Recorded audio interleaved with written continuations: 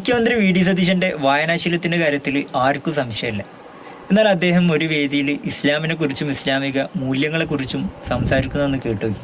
ഒരു മരം നട്ടുപിടിച്ചാൽ ക്ഷീണിതനായി വരുന്ന ഒരാൾക്ക് അത് തണൽ നൽകും.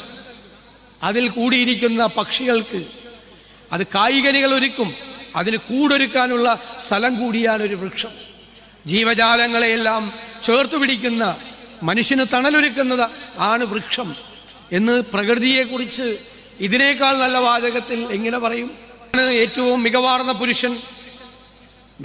പുരുഷൻ എന്ന് പറയുന്നത് സ്വന്തം ഭാര്യയെ ഏറ്റവും നന്നായി സ്നേഹിക്കുന്നവനാണ് ഏറ്റവും മികവുള്ള പുരുഷൻ.